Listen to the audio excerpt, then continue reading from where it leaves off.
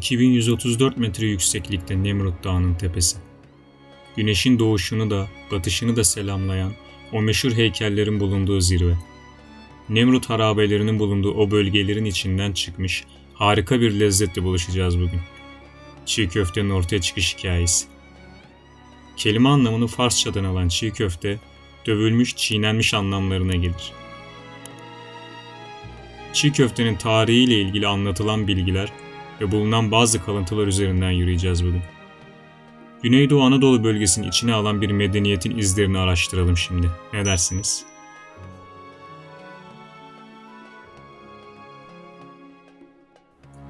Komagene Krallığı, İranlı Orontit Hanedanı'nın Helenleşmiş bir kolu tarafından yönetilen ve M.Ö. 163, M.Ö. 72 yılları arasında varlık göstermiş Greko-Pers Krallığı'dır.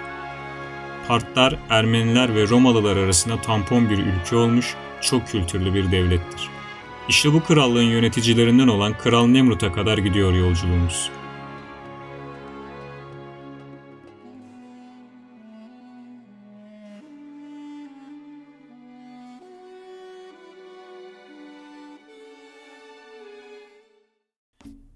Şanlıurfa, Adıyaman ve çevresindeki topraklarda medeniyet kurmuş olan Komagene Krallığı'nın lideri Nemrut, tek tanrı inancından dolayı Hazreti İbrahim'i yakmaya karar verir. Halka bir emir bildirir ve herkesin duymasını sağlar. Hiçbir şekilde odun ve yakacak malzeme harcanmamalı, hepsi krallığın hizmetine verilmelidir.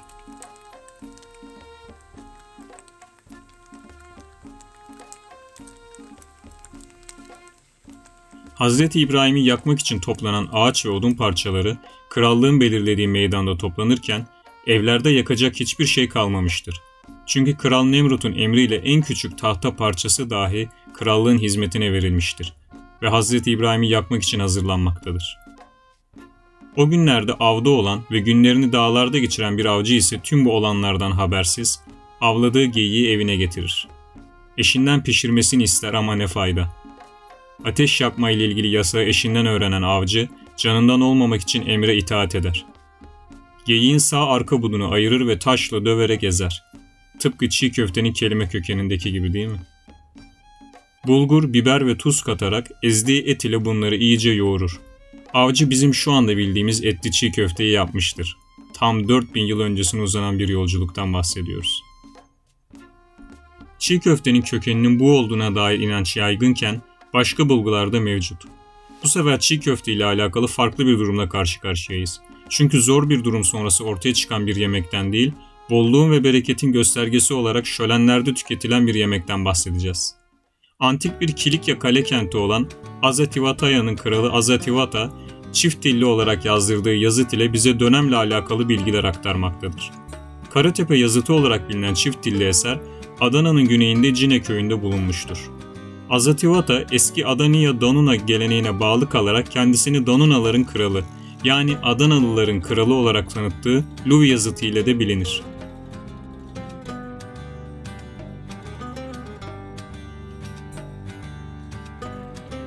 Karatepe'deki bir Hitit kabartmasında bir şölen resmediliyor. Şölende Kral Azativata'nın bir elinde çiğ köfte benzeri bir yiyecek tuttuğu, sağ eliyle de pideye benzer bir yiyeceğe uzandığı görülüyor. Ona hizmet eden uşağının elinde de yine krala sunulmak üzere marul benzeri bir yiyecek var. Dolayısıyla çiğ köftenin kale kenti Azativataya ile ilişkilendirildiği de oluyor.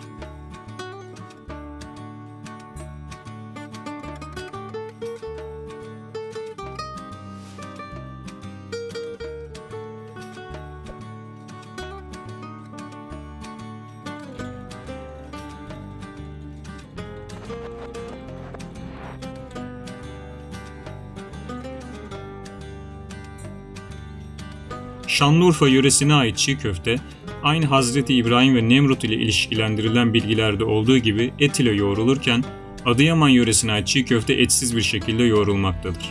Şanlıurfa çiğ köftesi 2008 yılında tescil edilirken Adıyaman çiğ köftesi 2018 yılında tescil edilmiştir. Genellikle marul ve lavaş ile servis edilen çiğ köfte, insan vücuduna A ve C vitamini takviyesi yapar, kolesterolü düşürücü etkisi de vardır. Dozunda acı tüketmenin kalp hastalıkları riskini aşağı seviyeleri çektiği de hekimler tarafından vurgulanmıştır. Peki çiğ köfte nasıl yapılır? Esasen oldukça zor. Son derece yaygın olan etsiz çiğ köftenin tarifini kısaca verecek olursak, bulgurun üzerine sıcak su dökülür ve suyun çekmesi beklenir. Rendelenmiş soğana fazla suyu tülbent yardımıyla sıkılır.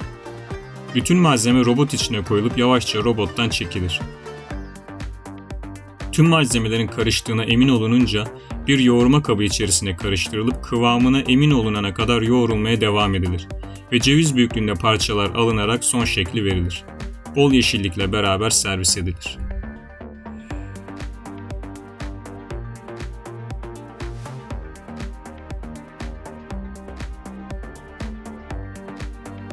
Türkiye'nin Güneydoğu bölgesinin bu eşsiz lezzeti binlerce yılın ardından ayakta kalarak popülerliğini sürdürmekte. Edindiğimiz kültürel bilgilere bir yenisini daha eklemek de bir o kadar güzel olsa gerek. Kanalımıza abone değilseniz abone olmayı, içeriği beğendiyseniz beğen butonuna basmayı unutmayın.